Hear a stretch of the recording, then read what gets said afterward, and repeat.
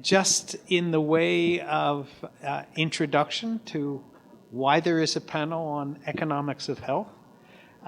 As most of you know, health costs are rising. What most of you also know, it's rising in every country in the world, and that no country has really gotten on top of two major factors that increase the costs. One is constantly advancing technology in health and medicine, and that will continue, we hope, but that costs. And the second is a demographic transition where in the US in particular, and the OECD countries in particular, there's an increase of an aging population. When one looks at the world as a whole, if you ask what the biggest problem in Japan is in medicine, you will be told it's aging. If you go to China, it's about to happen. In India, it will happen a little later, and then in every other developing country. So how to pay for for the benefits of medical science, which has kept people alive for longer, leading to a variety of non-communicable and chronic diseases, is one of the financial challenges within this business. So with that background, we have a wonderfully distinguished panel, all of whom know a great deal more about this than the moderator today. So I expect to learn a great deal. And I would ask each of them if we could go down the row to introduce themselves, say a little bit about what their background is, what their companies do, so we have a grounding to know where they're coming from. And then let's deal with some of the big issues in the cost of health and healthcare. So let me start all the way down the line with Bright Simmons. Thank you, Barry. My name is Bright Simmons. I'm the president of an organization called Pedigree Network, and we provide software solutions for the pharmaceutical, but also increasingly the consumable sector, with a view to enhancing the supply chain to prevent the entry of counterfeit medicines and to empower consumers in the use of mobile technologies to detect which medicines are good for them or might not be so good for them.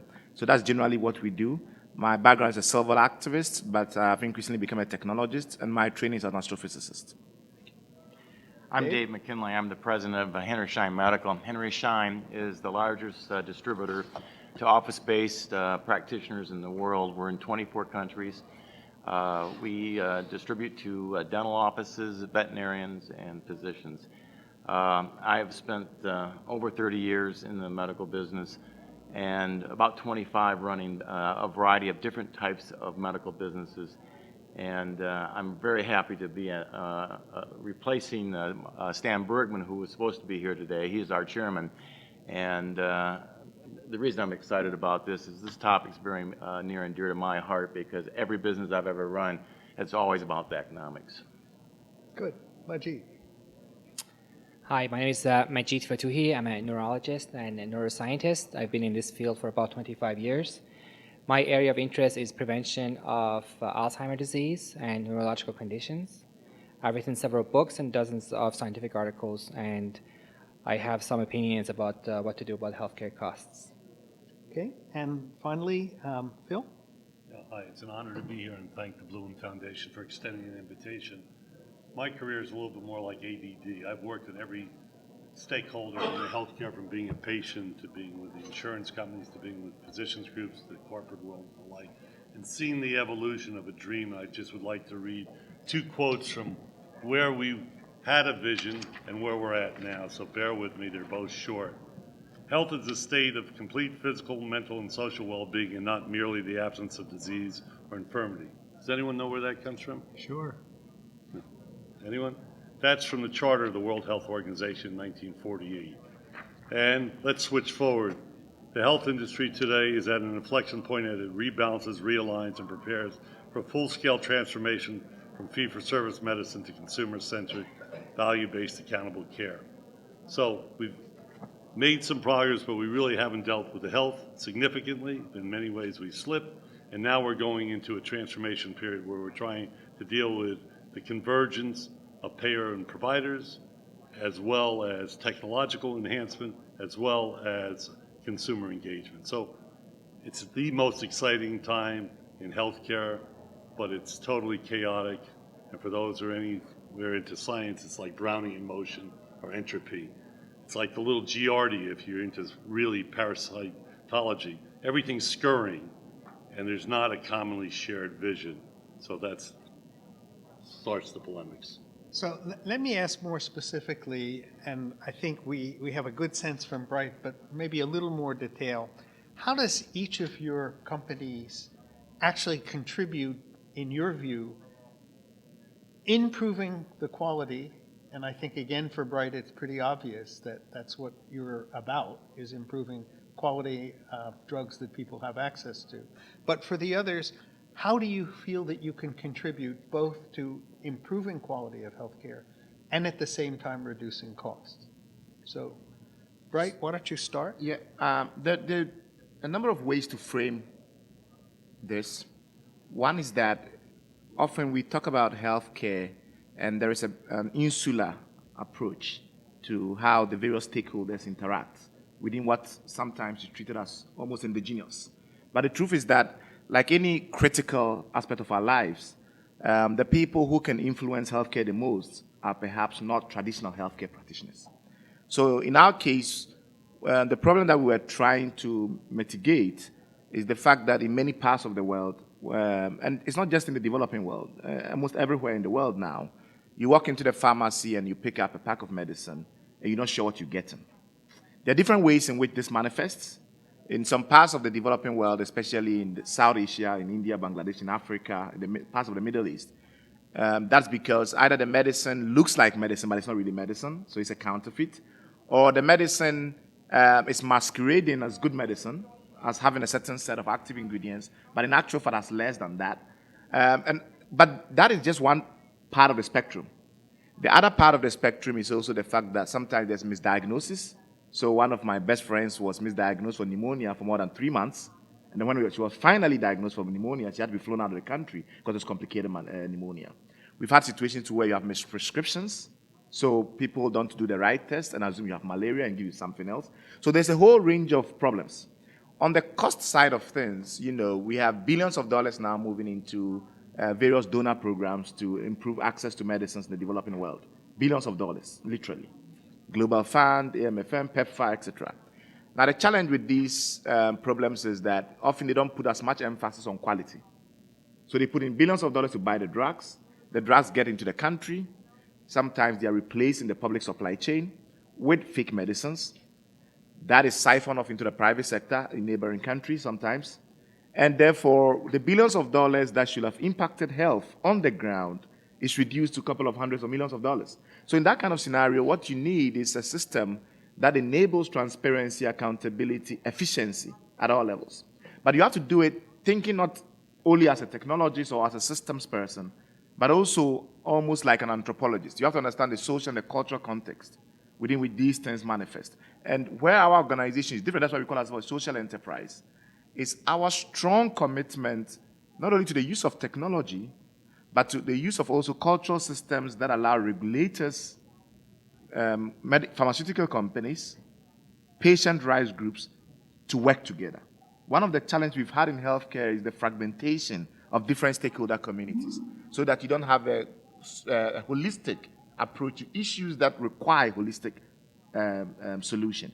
Let's not forget, this is a particular industry, if I call it an industry. It's also a profession, it has different ways of looking at health.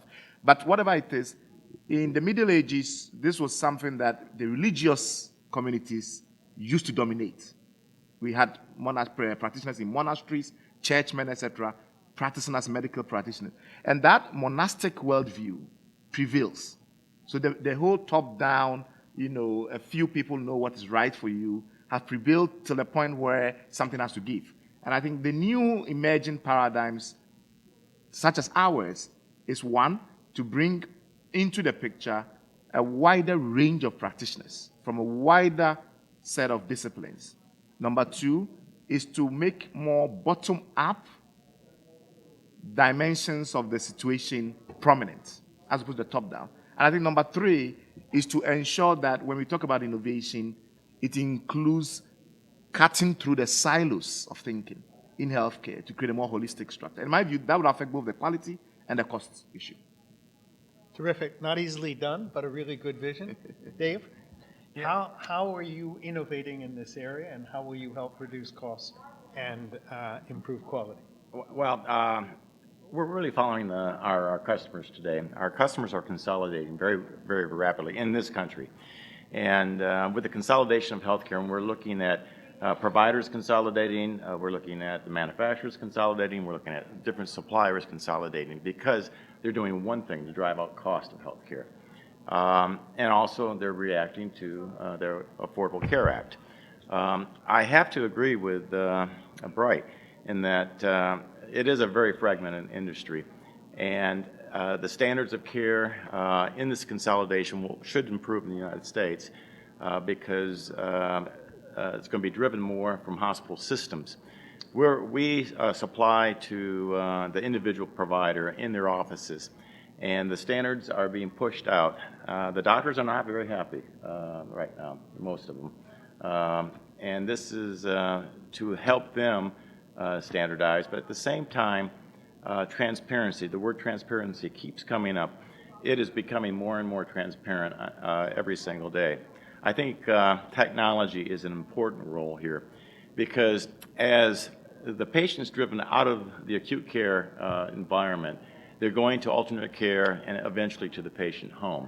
You need technology to be able to reach that patient. And the aging population that we're saying is going to be a big boom, there's another impact of this, and that is there's going to be too few doctors with this aging population. So technology, the word innovation there, is going to be a big factor in treating and diagnosing patients for the future in their homes. Actually, if I might just take it from there, I think technology is a great tool to help elderly live independently and use it to improve quality of life. But I also think it has become a major source of cost in our profession. I'm a neurologist, a physician, and I can see that many of my patients receive intervention, surgical or otherwise, placement of different devices because there's a financial incentive. The way our healthcare system is set up, there's a huge incentive for doing procedures and putting implants and different devices in people, and I think that sometimes is overdone. But in my own particular view, I think, as you said, the problem of cost of healthcare are three things. One is, I think, overuse of technology, at least in surgical procedures. Second is chronic diseases, diabetes, high blood pressure, obesity. These patients have to go to doctors day after day. Many of my patients who are elderly come to me and they tell me that that's their daily routine, from one doctor appointment on one day to the other doctor appointment on the other day. And the problem of aging and the fact that our current population is aging with multiple chronic diseases, which means they have more medical issues by the time they get to their 60s and 70s. One of my most passionate concerns about our healthcare is the fact that stroke is a preventable disease.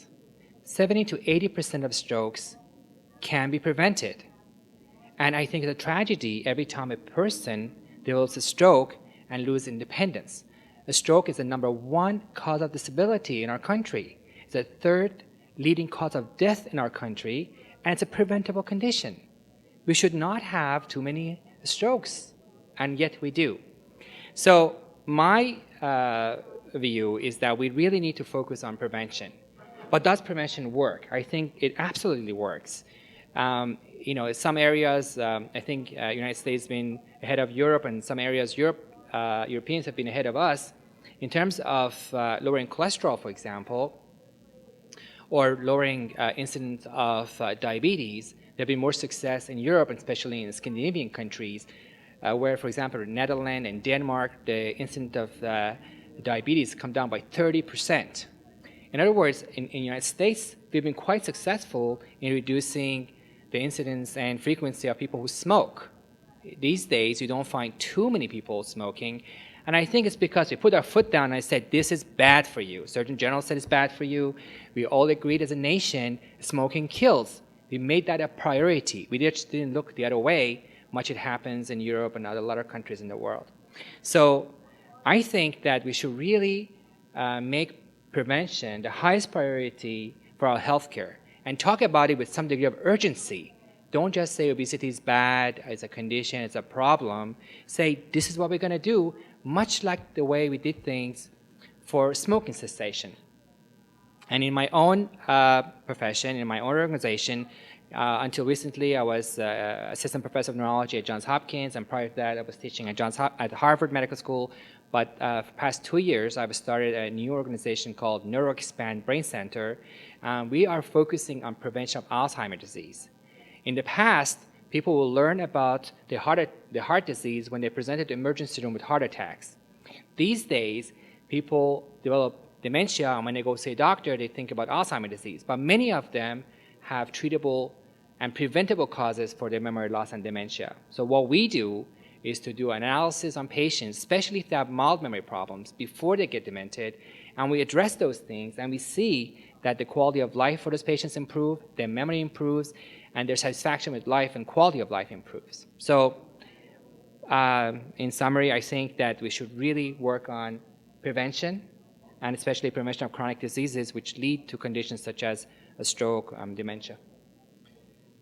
So the ideas of the value of prevention, and Dave used the word health system. Don Berwick, who ran the Institute for Healthcare Improvement and then went to Washington to run the Centers for Medicare and Medicaid, is one of the smartest managerial people I know, has a wonderful definition about, it's the law of systems that says every system is perfectly designed to produce the results it produces. If you want better results, you have to change the system. So I'm going to turn to Phil, who's thought not a little bit about the systems of health and healthcare and given lots of advice in that.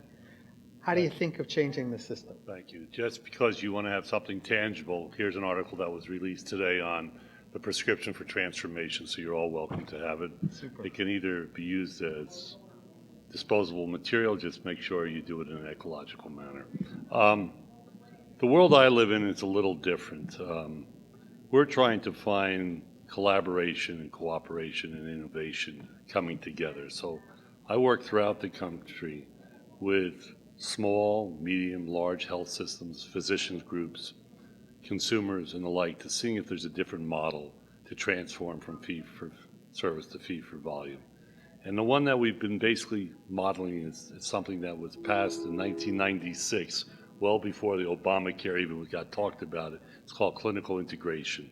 Clinical integration is, you can look it up, it was approved by the Federal Trade Commission, the Department of Justice, whereby if hospital or health systems joined forces with physicians, both independent and employed, and created a better health system where they could define it in better quality metrics, practicing evidence-based medicine. Many of you really probably don't know that for something that's really acceptable, as proven, it takes 17 years to get into common practice in the healthcare delivery system. So there's a gap. Prevention, and I totally agree with my esteemed colleague from Hopkins and Harvard and all those other places. I'm board certified in preventive medicine. It's great, but it's very hard to sell. And it's very hard to show the economic ROI on it. So in clinical integration, you bring physicians of all specialties together so they start to have peer review on themselves. In the world we live in now, most physicians have to get a license to practice medicine, have to have a degree, and then have to not do abusive material, otherwise they're not governed. The quality of care, how many ask yourself one simple question? What is the criteria that you've used to choose your own personal physician? How many of you used actual real patient data outcome and references on those people to judge the doctor you've chosen? Okay, well that's a start. Because if you're choosing a person just because your friend says he's a good doctor, there's a lot more to being a good doctor than just being a good doctor. So the reality is doctors have to have peer review and they have to have skin in the game. So their economic incentives are based on the quality of their performance. And if you're an individual doctor, and my new best friend David might challenge me on this one, but we'll go forward. Because individual doctors and individual practices really have no quality oversight except if they make an egregious mistake and it's malpractice. They don't have peer-to-peer because guess what? Doctors don't want to hold their colleagues accountable. And guess what? They don't want to hold specialists, have a hard time communicating with primary care physicians. And guess what? There's a big difference when you come to the demographics of people providing care now. The younger doctors are mainly employed physicians. The older doctors are fee-for-service doctors. And the older doctors are generally male. The younger doctors are at least 50% females. So there's a role in this whole issue of education, communication, and using data that's transparent to all things. And last statement is, you have to hold the different players accountable. And here's a brief primer for you. If you're a health plan, what's the litmus test for success historically? It's called the medical loss ratio. Anyone has ever heard of the medical loss ratio? Sure. Okay. Well, that's the amount of money you make and the amount of money you pay out to your providers. And the new law says it's 80 and 85% depending on the size of the pool that's being insured. Well, historically, that was always the case. So a good chunk was going to the health plan for administrative overhead. So that's the health plan. You then move on to the hospital system. How many of you have been to a hospital? Some of you, someone's immune. Has anyone been immune from seeing the hospital? Oh, come on, the younger people, you've never been to the hospital? You were born in the hospital, right? No? Okay. Well, nevertheless, in the hospital, they have what's known as the charge master. Ever hear of the charge master? Charge master is like the black box. So if you go in today to the hospital and you have no insurance, you may get some free care. But guess what? If this nice woman goes in for a cesarean section today, and they treated 3 people for pro bono care yesterday, you get charged more in your private insurance. Okay, it has nothing to do with the disease entity. And then for the doctors, we have another marvelous thing called coding and documentation. ICD-9 moving to ICD-10. And that's how you can charge. So if you go in with a simple pneumonia, you get paid this. But if you're really good at documentation, you get a different description of your pneumonia with a little bit of phlebitis or inflammation of your ankle. Now you have a complex case of pneumonia, so you get paid a lot more. Then we move on to the pharmaceutical industry, or we can move on to the durable medical equipment industry, or we can move into my world of the consultant who's out there pitching change, right? So the system is highly expensive, highly fragmented, highly inefficient, and highly ineffective, with pockets of excellence. There are some excellence. The areas of excellence now generally are those systems that have an integrated physician organization. So when you think about the best in America, and they probably are farther ahead, Geisinger, Mayo, Intermountain, Kaiser, these are all where physicians are practicing in a group setting where they have dashboards of data to show what they're doing and what they're not doing. There's peer-to-peer support. And they then can negotiate with the payer or the employer at a rate based on performance, not based on just transaction, okay? So hopefully that lays some of the groundwork that you can deal with increasing, as Don Berwick says, the triple aim, enhancing health, improving quality, reducing costs. But it takes an immense amount of change management and communication to get it done. And I don't think this administration has done a great job communicating the message, and the opposition is spending gazillions of bucks trying to divert the message from quality of care to a political agenda of what's the right of America. So welcome to a world of mass confusion, at the same time, incredible mass opportunity. So let me say a good word about the system, and that is picking up on prevention. So deaths from heart attack in the United States since 1980 have dropped by 70%. That's not trivial. So we did a study at the School of Public Health, Milt Weinstein, as to why that is the case. How much of it was people eating better, doing exercise and whatever, and how much was from statins, aspirin, beta blockers, and preventive drugs? And the answer is 75% of the reduction in deaths comes from drugs. So the boundaries between prevention and treatment, in my view, are blurred and should be increasingly blurred if we know how to prevent risks that people have. Now, one of the risks that people have, you raised the issue of public knowledge, public information, transparency. So for 20 years, you can pick up an annual issue of the New York State Medical Journal and rank every cardiothoracic surgeon adjusted for the difficulty of their surgeries by how good they were to the very bottom and how poor they were.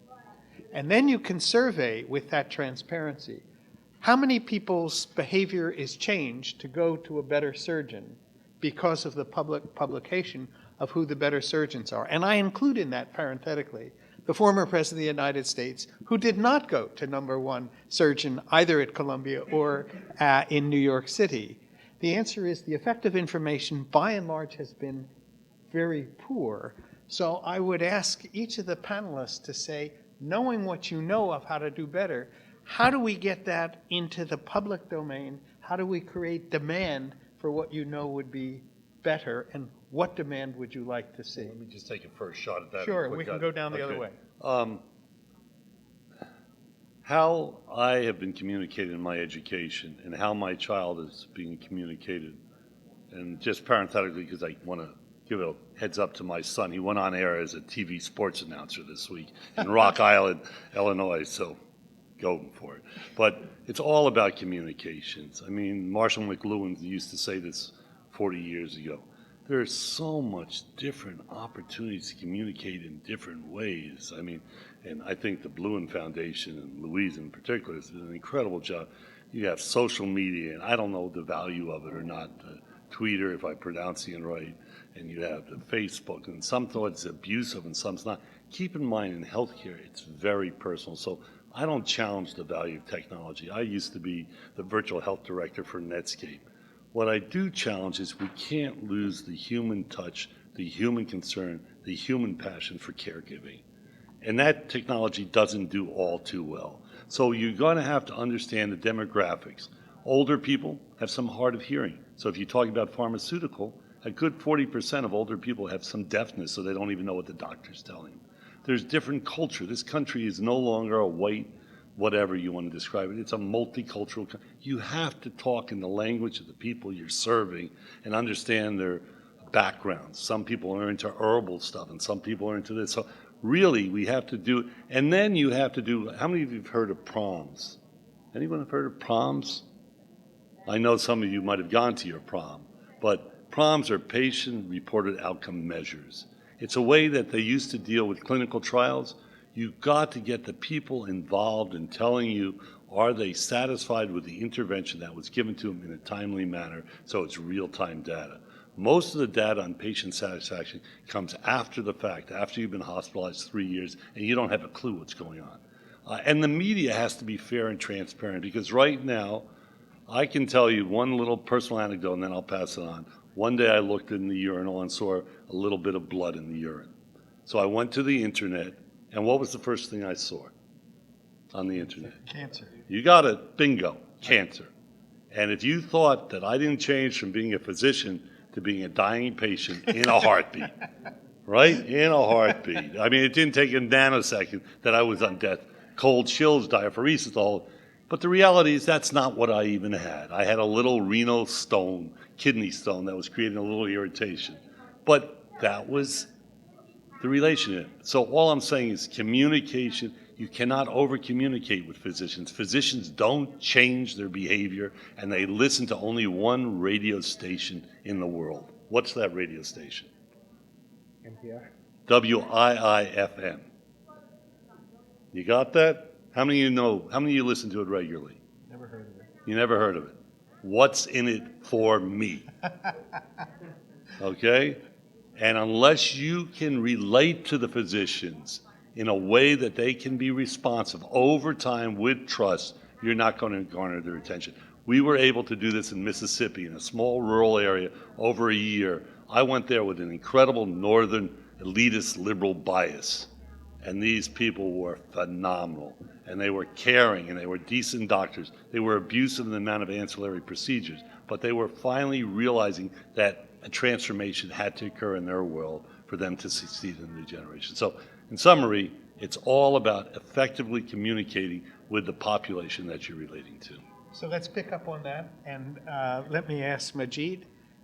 You have a new vision, and you're communicating with people whose ability to communicate is diminishing. How is your strategy to make them aware that they can get more healthy years of brain function than they are currently doing? Yes, well, my ideal patients are those who have memory lapses and have some problems but have not crossed the line of becoming demented. And I also want to again emphasize some of the things that Phil said, which is communication and incentives. In dealing with my patients, I always tell them the facts with passion, because I think patients need to buy in. You know, if I tell Phil, if you have sleep apnea, your brain shrinks 18%, I think I'll probably get his attention. Do I, Phil?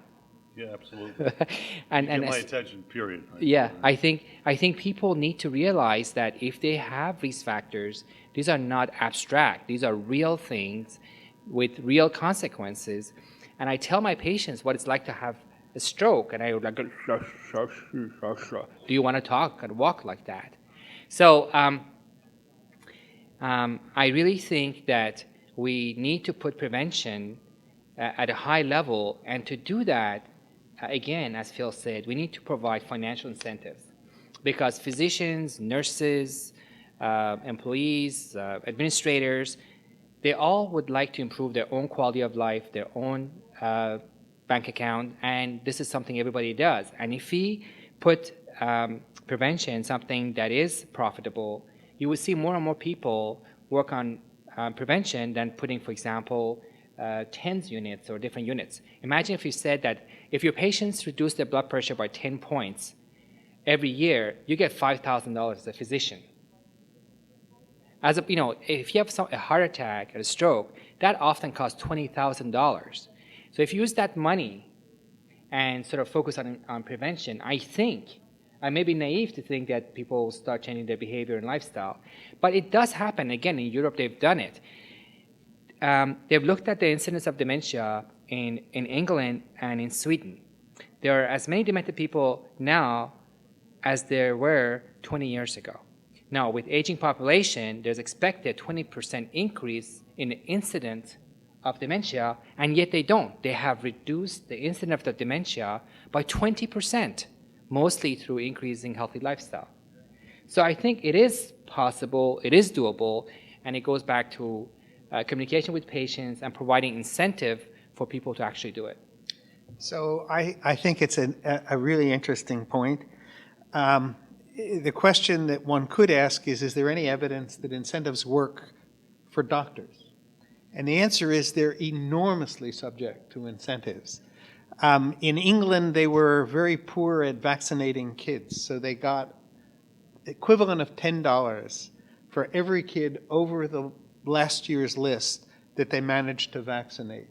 And immunization within 2 years went up from 80 to over 90%. They responded to a trivial incentive to get kids vaccinated. So clearly one of the issues is how to provide appropriate incentives. And I would say they come in two speeds, and one is not so clear. It's called pay for performance, where individual physicians are given in their hospitals or their affordable care networks a set of criteria by which the outcomes of their patients can be evaluated and judged. And if they do well, then they can get increased funding. And I think the experiments aren't in yet. There's a scholar named Meredith Rosenthal who works on this. The data are not encouraging. That is in the broad sense, not for an individual physician, but for the population that is being treated by docs with those financial incentives. The outcomes are not much better than elsewhere, but it's early days. So let me turn to Dave and say, how do you see the role of incentives and communications from your perspective of how to get better medical care? Well, it's interesting. I think what you're touching on is education. And when you start to look at, and I have to chuckle, every company I've ever worked for, I've acquired the disease or the symptoms of the company I've been working for. Whether it's urology or ophthalmology, you name it, I've acquired the symptoms. But it is education. I read a report this morning that was shocking to me, that the number of people that that die every year because of harmful procedures being done in the hospitals has traditionally been about 98,000 people. The report out today is 200,000 to 400,000. And what is that? That's education. And I think that as time goes on and the aging population, there's going to be a true shortage of physicians. So how do we educate different people to take care of us? And how do we prevent so many things from happening? I think that the incentives are beginning. Certainly, we're dealing with it every day with the accountable care organizations sprouting up, patient-centered medical homes. We're trying to be very supportive. That's the systems I'm talking about, but then we truly lack communication still and the technology to communicate. And this is where I think technology can play a role, and it will help. But I think the biggest single problem that we're faced with going forward is how do you educate this group of people that will be taking care of all of us? Because the doctors are going to be spread very thin. Telemedicine is going to help, but we're going to have to change a lot, I think, in how we deliver care. And I think that that's the real opportunity in the discussion, is the convergence of technology over the next 17 years to adopt anything. I think technology will help shorten that, and it has to help shorten it. But we are going to see a real shortage, I think, with qualified people taking care of all of us. So let me turn to Bright and say, in the world that you're concerned with principally, we start with a shortage of doctors. We start with a shortage of well-trained people. And there's a concept of task shifting, which asks the question, does everything that a doctor does have to be done by a doctor, particularly when 30% of their time is spent filling out reimbursement forms? And are there people in the paramedical business, nurses, practitioners, surgical assistants, that could provide the necessary health force? How do we make that accessible? And I'll add one anecdote about how do you incentivize people to do what you do and for the health systems to buy quality drugs. There was a program called the Affordable Medicines Facility. It was from the Global Fund for AIDS, TB, and Malaria. And the object was to provide quality antimalarial drugs so that everybody would be assured they weren't dealing with fakes. That required a subsidy, which the international community, in its renewal, having shown that it worked in 6 out of 8 African countries, was not prepared to do. So paying for incentives, somebody has to do that. At any rate, how do you see it from the perspective of both incentives and education of a workforce? So there's a much broader dimension to all of this. But to start off by just answering your first question more directly, if you go to Uganda, about 80% of the population rely on alternative medicines. They rely on traditional healers. So that all of a sudden, creates a complete different context within which to discuss some of these things. Because most people will be operating in an environment of low infrastructure, etc.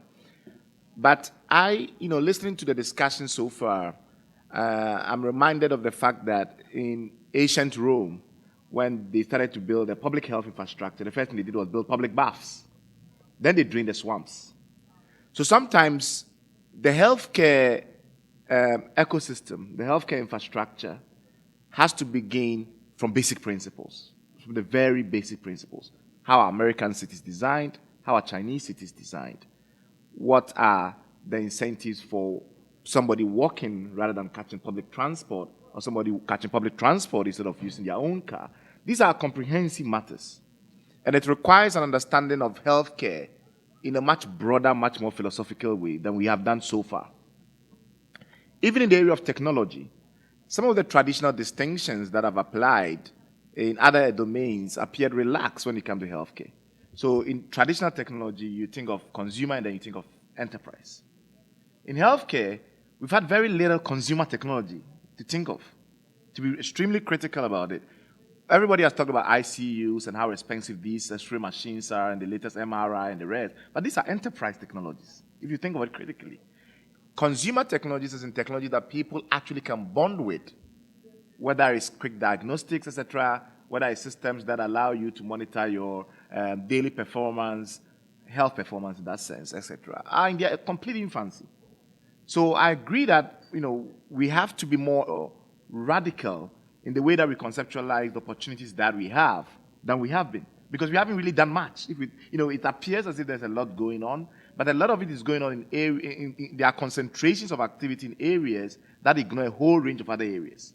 If you look at the average child spends more time in school than they spend at home in most parts of the world. Yet still, you find out that teachers don't even have basic medical training, first aid training in most parts of the world. If you look at the impact of nutrition on the lives of most people, on the health of most people, it's perhaps more profound than anything. Yet still, medical students in a 6-year course will take a 1-semester training in nutrition. I mean, the whole system is dysfunctional, not necessarily because of its hardware, but the very software that is gone into the system is also dysfunctional.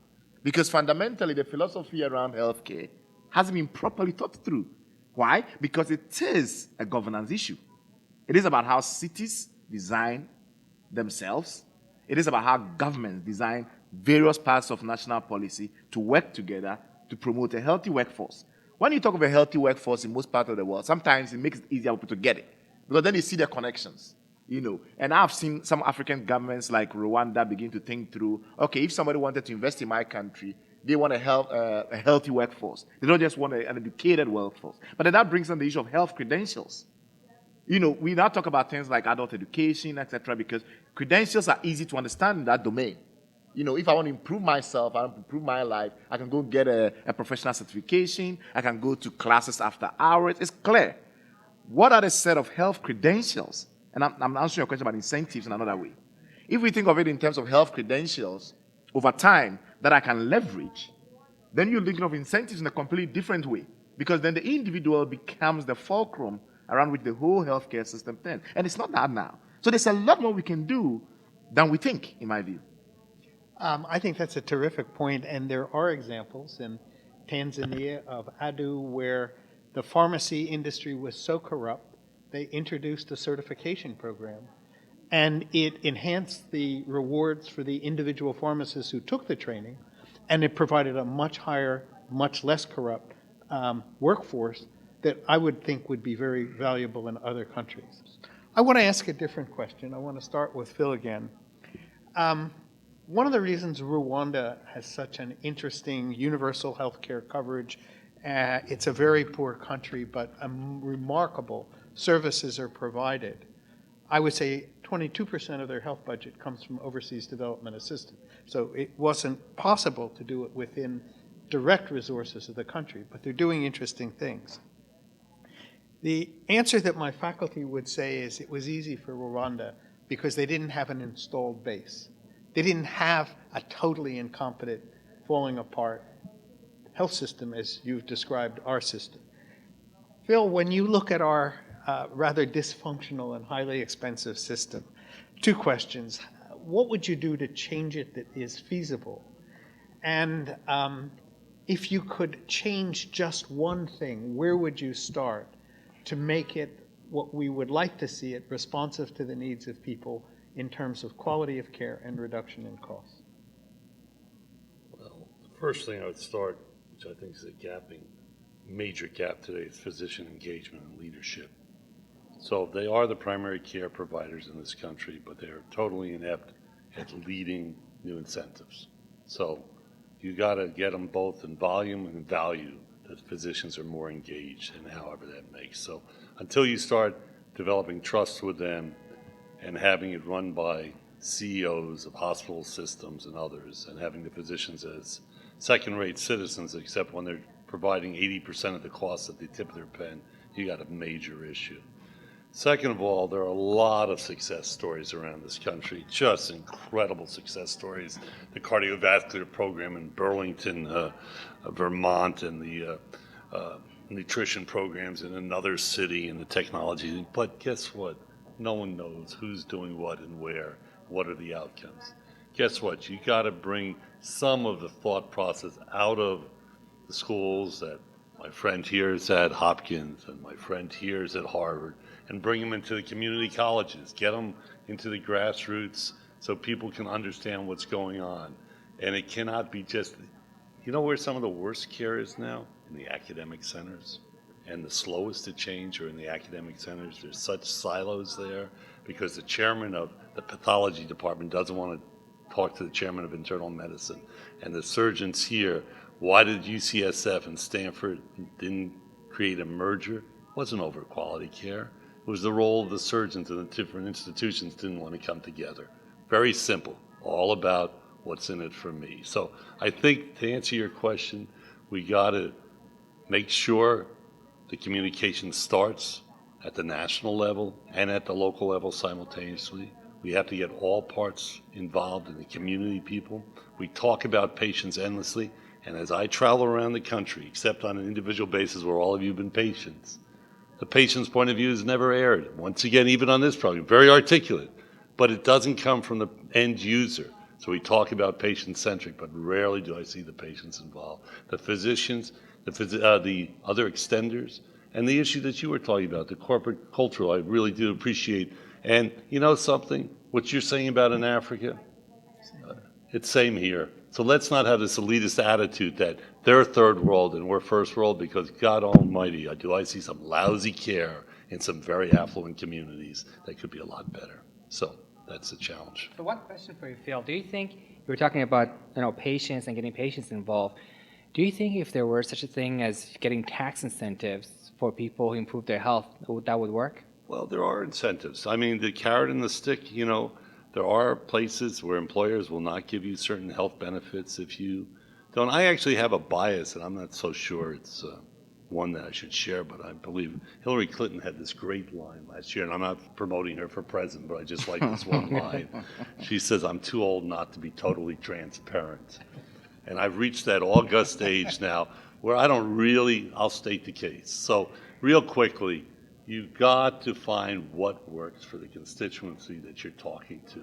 And public health is political health.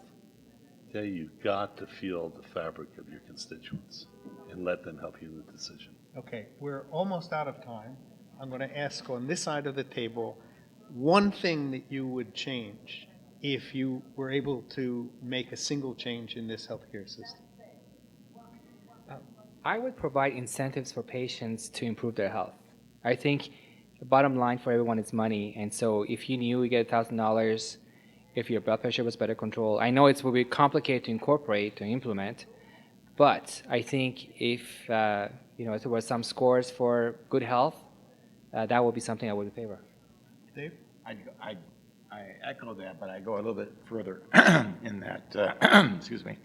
When I was growing up, smoking in elementary school was just talked about every single day. And I used to go home and tell my dad, "You got to stop smoking," and I didn't know why, but I just knew it was bad. And I think that education, along with the incentives for wellness, is so important. And I think that employers have to incentivize their employee populations for wellness more than they do today. And I think that there has to be an understanding of why wellness is important. And I don't think the general population really gets it. And it's just like they don't understand the healthcare reform that's going on in this country, why that's positive in many ways. And I think that people just don't get it. And it takes a lot of communication from a lot of people to drive home what you're saying, but I believe the same thing. Right? I will if I had the power, not just what I, if I, I'm if just I had the giving you wish, the if I power, had the right. power, I would make healthcare more community-based process. So we do things much better if there's peer pressure, if we see other people reflected through our eyes, etc. So if there was a mechanism by which communities, whether it's a town, it's a county, whatever, could collectively aggregate their health results, and people will make voting decisions based on it, etc. I think we'll have much better results. If I knew that encouraging my neighbor to take a walk, etc., somehow, if we had a mechanism for doing it, whether it's through a social media platform of some kind or some community club of some kind, will it improve the results of the overall community? I think we'll make much better progress. Having it entirely individually centered is good up to a point. Then you have to find community-based measures. I get to make the last word, perhaps. Of the $2.7 trillion we spend on healthcare in this country, again with Social Security data from 1980, almost every year, between 28 and 32% of the expenditures in this country go for people who will be dead within 2 years. And one of the things we could do dramatically to improve the quality of life while people are alive and reduce costs tremendously is to have in our health care bill, which was taken out by the Congress, the ability of a physician to be paid to talk about end-of-life care for a patient, to support the development of hospice care, which can really relieve enormous amounts of suffering, as Phil said, that occurs within hospitals, and give people a bigger choice. And that requires what you've heard from everybody: greater education of the health workforce, greater education of the population in general. So with that, I want to ask you to thank our panel. I thought they were terrific.